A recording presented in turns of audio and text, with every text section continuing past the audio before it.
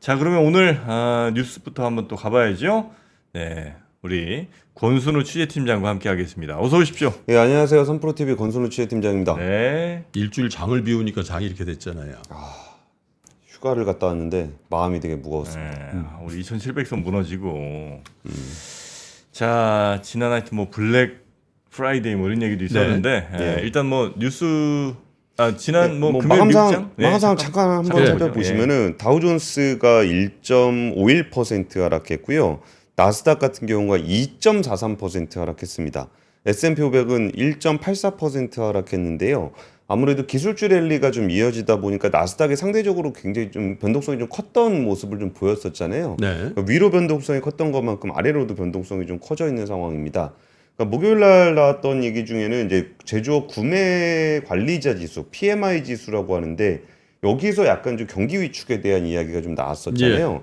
그리고서 금요일 날 장에 충격을 줬던 거는 실업률이었습니다. 그러니까 7월 실업률이 4.3%를 기록하면서 시장 예상치와 전월치, 그러니까 시장 예상치도 그렇고 전월치도 그렇고 4.1%였는데 7월 실업률이 4.3%가 나오다 보니까 실업률이 좀 높게 나왔어요.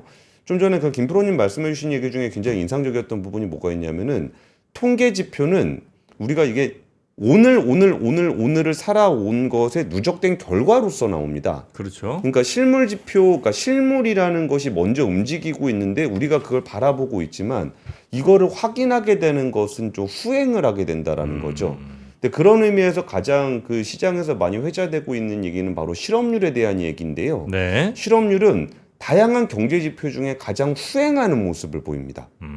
이게 막 뭐가 좋으면 사람을 고용할 때는 좀 신중하잖아요. 그렇죠. 야, 내가 이거 경기가 좋긴 좋은데 이거 사람 썼다가 만약에 경기 꺾이면은 안 되는 거 아니야라고 해서 약간 후행하는 모습을 보이고 예. 사람을 자르는 것도 되게 힘듭니다. 네네. 뭐 다른 거 이것저것 다 줄여보다가 도저히 안 되겠다 싶으면 이제 사람을 자르게 되는데 그러다 보니까 실업률 통계는 후행하는 모습을 좀 보입니다. 예. 그러니까 실업률이 높게 나왔다는 얘기는 후행적으로 봤을 때, 그러니까 나머지 경제 지표들은 이미 다 꺾여 있고 실업률까지 꺾인 거 보면 진짜 이건 꺾인 거다라는 이야기들이 좀 나오는 겁니다. 네. 그래가지고 이제 첫 번째 뉴스로 뭘 준비를 했냐면은 그럼 지금 상황을 이제 외신들이나 글로벌 IB들은 어떻게 바라보고 있는지를 좀 정리하는 게 좀 필요할 것 같아가지고 좋네요.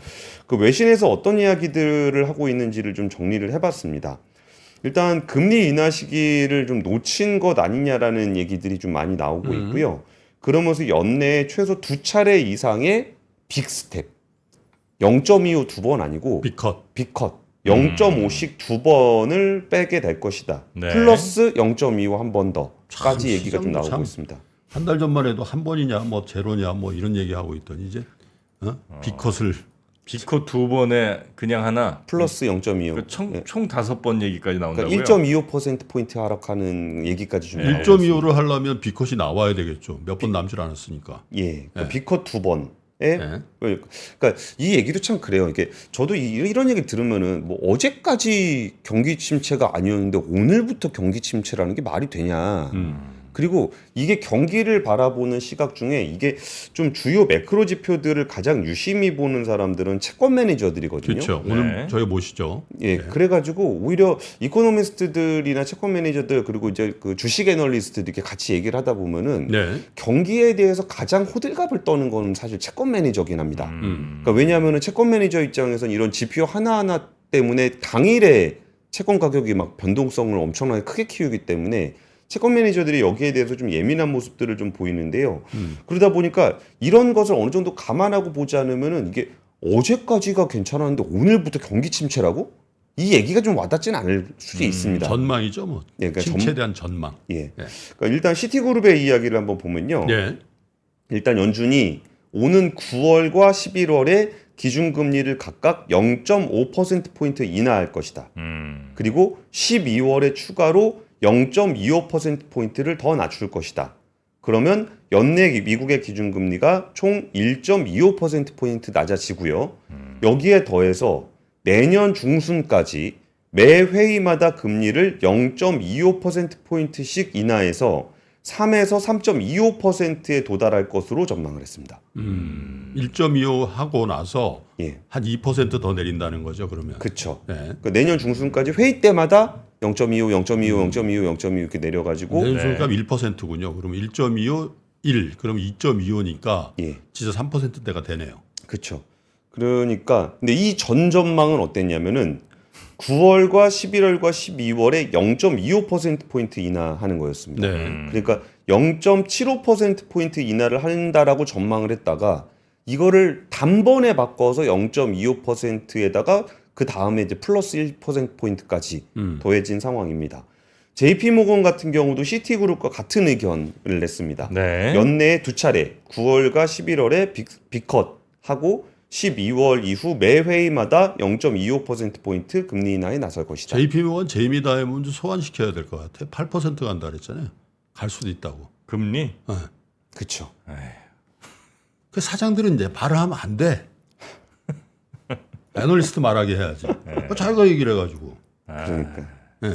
그러니까 여기서 이제 결국은 또 미국 경제에 대해서 너무 지나치게 낙관했던 거 아니냐. 그리고 뭐 지금 정치적으로 대선 전국으로 가고 있으니까 경기가 좀 안 좋아서 피벗을 해야 되는 타이밍이다라는 얘기를 안 한 거 아니냐라는 비판들도 좀 계속적으로 나오고 있어요. 네. 그러면서 이전에 물가 상승세를 방관했다가 초기 대응 실패했던 파월의 굉장히 역사적인 발언이죠. 일시적이다. 인플레이션은 일시적이다. 이 얘기는 정말 연준 역사에 기록될 만한 중요한 그 뭐라 그래 망언이 돼 있는데 망언의 어록이네. 망언 어록이죠. 네. 근데 이번에도 그 금리 인하 시점을 또 놓친 거 아니냐라는 얘기들이 좀 나오고 있어요.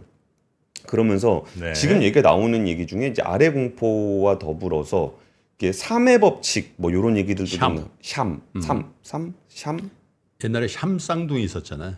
그 이름이 똑같은 거지. 네. 일단 뭐 숫자 3은 아니라는 거죠. 샴. 사람 이름입니다. 3이라는 건. 그러니까 이게 어떤 의미가 좀 있냐면은 우리가 지금까지 소프트 랜딩으로 기대했던 그 시나리오는 너무너무 아름다운 시나리오예요.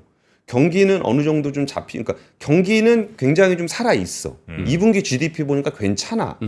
근데 그 물가는 인플레이션은 좀 어느 정도 좀 잡혔어. 네. 물가가 좀 잡히니까 금리를 인하할 수 있게 됐어. 네. 그래서 물가는 잡히고 금리는 인하되고 경기는 괜찮은 시나리오. 네. 요게 고용도 우리가 좋고. 생각했던 너무나 좋았던 네. 그런 시나리오였는데 지금 경기 침체에 대한 얘기가 나오니까 이게 경기 침체와 더불어서 경기 침체 때문에 금리를 급격하게 낮춰야 되는 그런 상황이기 때문에 금리 인하는 오히려 경기 침체에 대한 경고를 굉장히 세게 주는 분위기로 가고 있습니다. 네. 여기서 그 3의 법칙이라는 얘기도 이제 자주 나올 거니까 한번 알아두시면 좋을 것 같은 게 이 3의 법칙이라는 거는 미국의 실업률이 최근 3개월 이동 평균치, 그러니까 3개월을 3개월 동안 이동 평균을 해봤을 때 네. 앞선 12개월 중 기록했던 최저치보다 0.5%포인트 이상 높으면 경기 침체. 말이 좀 복잡합니다.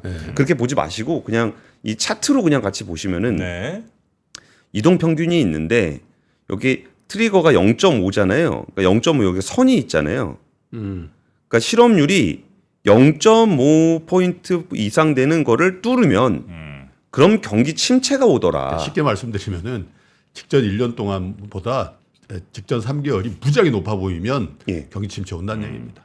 쉽게 말씀드리면. 예, 맞습니다. 0.5니까 굉장히 높은 거죠. 그러니까 갑자기 실업률 늘어난다. 3개월 계속해서. 예, 예. 그러니까 지난 12개월보다. 그러니까. 이 얘기를 왜 중요하게 생각하냐면은 그러니까 미국에서 공식적으로 발표하는 경기 침체라는 거는 2분기 연속 마이너스를 기록할 때예요. 그건 뭐 한 1년 있다 발표하잖아요. 그러니까 경기 침체가 한참 지난 다음에 발표가 된다라는 거죠. 근데 이제 그러니까 이코노미스트 클로디아 3이 발표했던 이 3의 법칙은 샴이라고 좀 해달라니까. 샴. 3 3%로 하지 말고 샴. 샴. 네. 이게 아마 근데 저 알파벳으로 아마 SAHM이라 그죠? 네. 예, 예. SHAM이면 다른 사람 여론이 저 3%라고 계속 33 그런다. 그러니까 SAHM, 그러니까 지금 정프로님 말씀이 제가 지금 되게 어렵거든요 발음하기가. 오케이. SHAM면은 제가 샴이라고 하겠어요. 네. 근데 SAHM 똑같아요. 3.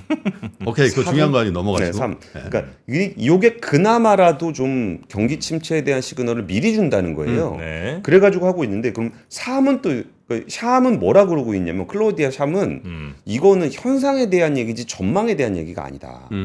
그러니까 실업률이 이렇게 나왔다라는 얘기인 거지 앞으로 경기가 침체가 될 거란 얘기는 아니다라는 얘기를 좀 하고 있기는 해요. 그러다 보니까 예측을 위한 도구로 쓰지 마라라고 얘기하고 있는데, 그러니까 저는이라고 얘기하기는 좀 애매한 측면이 있는데 지금 상황에 여러 사람들이 뭐라고 얘기를 하고 있냐면 사실은 경기 침체에 대한 우려보다 주가가 많이 오른 것에 대한 불안감이 우리 마음속에 있었던 거 아니겠냐. 그런 거예요. 주식이 오버밸류였다. 아니면 경기가 정말 침체로 가냐.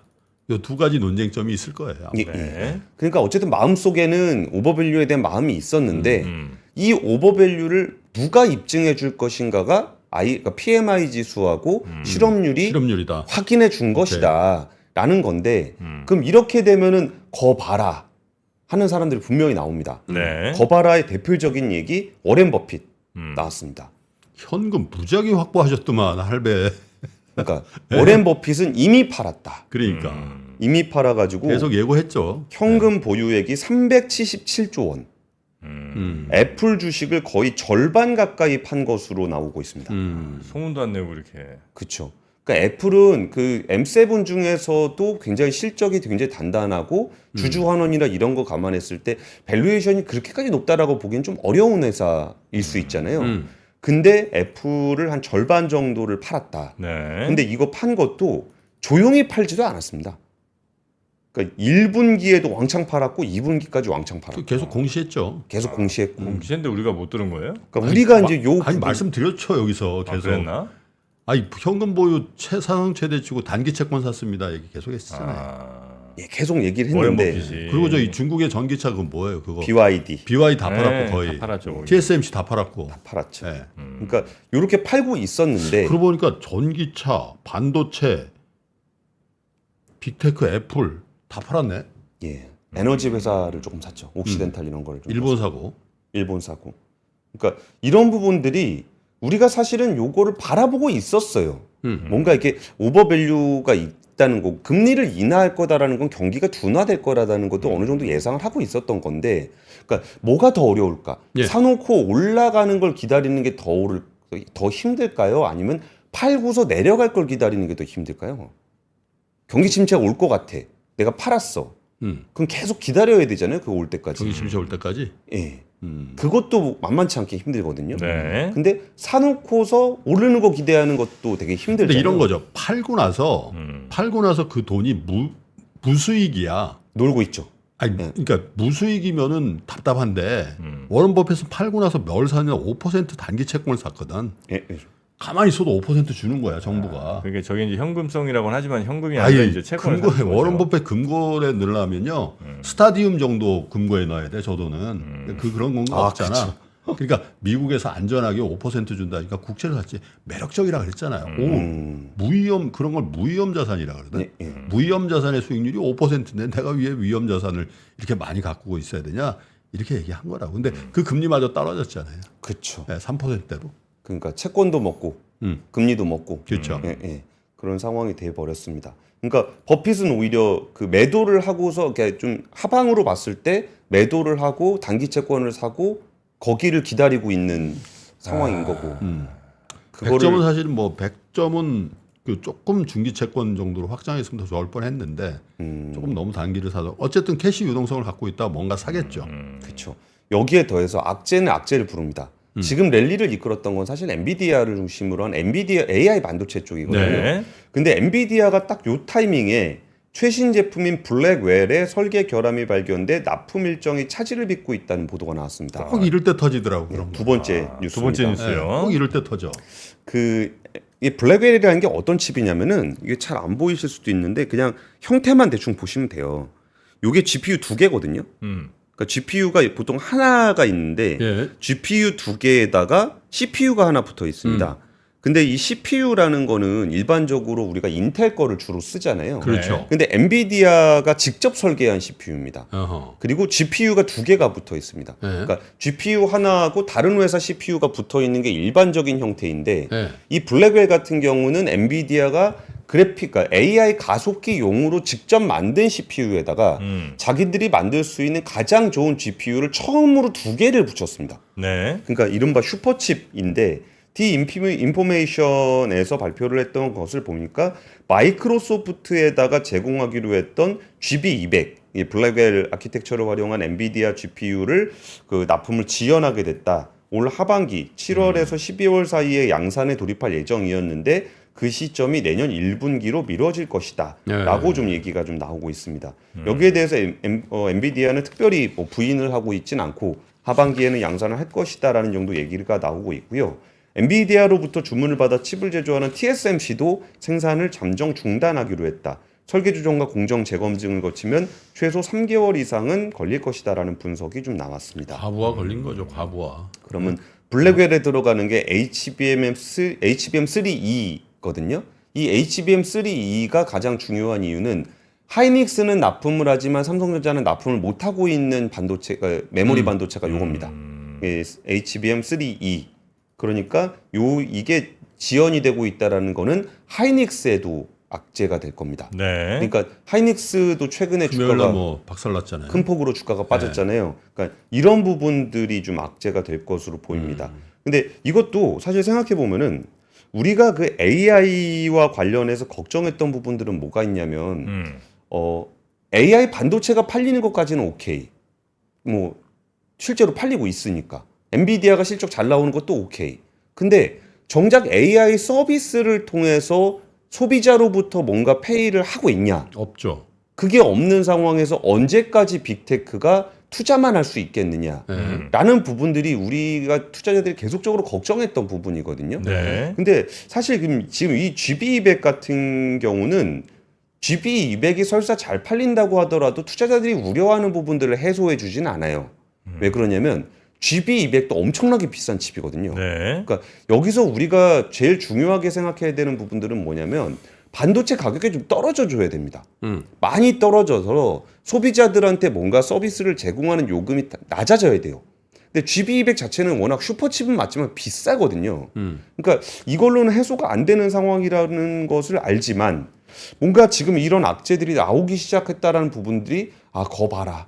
너무 높게 간 거 아니냐라는 걱정을 하게 되는 거고 헤지펀드 엘리엇 우리나라에서도 꽤 많이 알려져 있죠. 네. 삼성을 공격하고 현대차를 공격했던 그 엘리엇이 투자자들한테 보낸 편지입니다. 빅테크 기업들이 언제까지 엔비디아의 GPU를 지금처럼 대량으로 구매할 수 있을지 회의적이다. AI 역시 과대평가됐고 생산성 향상에 크게 기여하지 못하는 상황이다. 공매도 쳤구만. 공매도 쳤어. 그럴 수도 있겠네요. 공매도 쳤어. 그런 얘기를 하고 있고 그러면 사는 빅테크는 뭐라 그러고 있냐? 마크 주커버그가 했던 얘기인데요. 미래 예측은 어렵지만 너무 늦은 결정보다는 필요하기 전에 AI 역량을 확보해 두는 것이 낫다라고 생각한다. 그러니까 지금 우리가 돈 못 버는 거 오케이. 언제까지 될지 알 수 없다는 것도 오케이. 하지만 늦은 거보다는 빠른 게 차라리 낫다. 역설적으로 얘기하면 우리가 안 할 수가 없어요. 이 얘기네. 그렇죠. 네? 어찌 될지 마음에 모르겠지만. 마음에 관계없이 여기서 안 하면 이게 진짜 돼버리면 우리는 그냥 날아간다라고 생각하는 거잖아요. 그렇죠. 그죠? 그리고 모르겠다는 얘기예요. 근데 이제 그런 업체가 한 서너 군데밖에 안 되니까 경쟁자 서너 군데 아니까 눈치는 보는 거지. 쟤네 좀 늦추냐? 그럴 수는 있겠지. 그래서 좀 떨어뜨려 보자. 네. 그래서 아마존도 그 얘기를 했습니다. 그러니까. 생성형 AI 등 AI 분야에서 수요가 이어지고 있다. 네. 하반기에 투자를 이어갈 것이다. 라고 얘기하면서 이제 아마존, 뭐 메타, 구글, 뭐 마이크로소프트 뭐 이런 회사들인데 네. 여기서도 이제 물러설 수 없는 상황은 좀 이어지고 있다라는 겁니다. 자기들이 이미 산 걸 뭐 어떻게 지금 물을 수는 없겠지 뭐 또. 아유 상권 지금 다 쓰고 있죠. 상호 쓰고는 더 살 거란 얘기니까. 얼마나 더 살 거야에 대한 얘기인데 오히려 지금 좋게 그러니까 장이 워낙 안 좋으니까 나쁘게 볼 수밖에 없는데 그러니까 테크니컬하게 그러니까 기술적인 측면에서 좋게 보면은 어떤 점이 있냐면요. GB200도 엄청 비싸단 말이에요. 네. GB200의 납품이 좀 늦어지고 있다라는 거는 여기 투자를 해야 되는 빅테크 입장에서는 조금 속도 조절을 할 수 있는 기회가 되기도 해요. 예. 그러네. 그러니까 지금 당장 GB200 집어넣어도 아까 비싼 칩이라 그랬잖아요. 이거 넣었을 때 바로 수익을 낼 수 있는 부분들은 없거든요.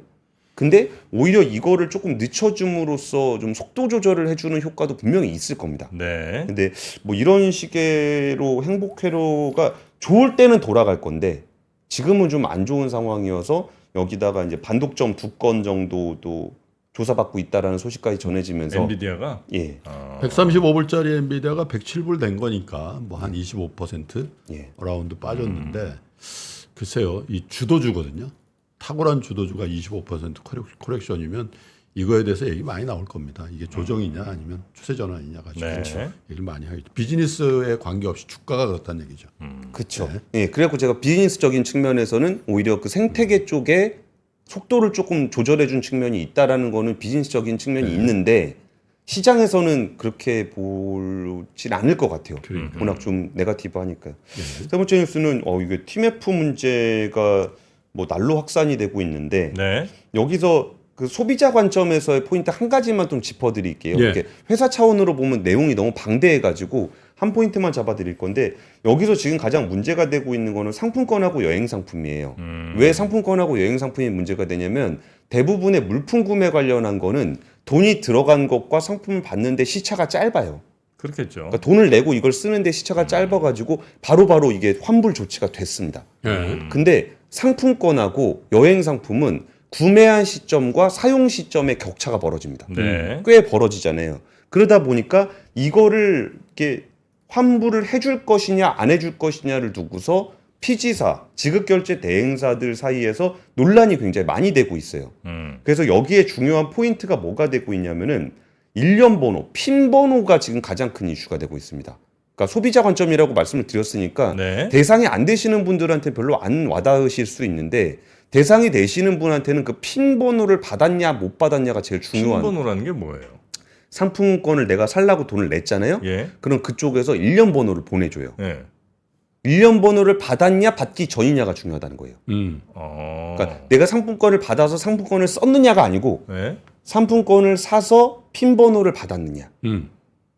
왜 이게 중요하냐면은 네. 그 여전법에서 물품의 판매 또는 용역이 제공되는 시점 이전에는 결제 취소가 됩니다. 그러니까 상품권을 샀다라는 거는 네. 내가 상품권을 샀다. 그럼 내가 물품을 산 거죠. 핀 번호를 받았다라는 건 물품을 받은 겁니다. 그래서 결제 취소가 안 되는 겁니다. 핀 번호를 받으면 안 되는 거예요? 그렇죠.